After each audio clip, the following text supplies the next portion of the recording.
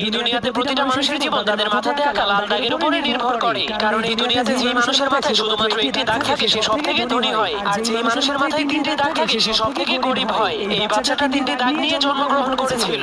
এরপর সে ধীরে ধীরে বড় হওয়ার পর সে দেখতে পায় তাকে শুধু গরিব মানুষের সাথেই থাকতে হয়, আর যাদের মাথায় দুইটি দাগ আছে তাদের গোলামি করতে হয়। এমনকি তাকে দুই দাগওয়ালা মানুষের জন্য সারাদিনই কাজ করতে হয়, যার ফলে দুই দাগওয়ালা মানুষের বাচ্চারা তাকে মারলেও সে কিছুই বলতে পারতো না। এজন্য সে একদিন লুকিয়ে লুকিয়ে তার কপালের একটা দাগকে মুছে ফেলে।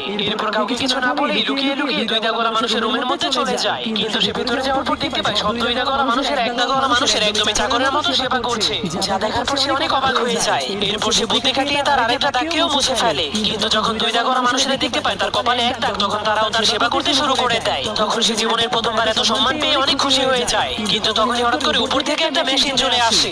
এরপর সকল এক দাগওয়ালা মানুষদেরকে টেনে টেনে উপরে নিয়ে যায়। এরপর সেই মেশিন তাদের মাংসগুলোকে কেটে কেটে তিন দাগওয়ালা মানুষদেরকে খাওয়ার জন্য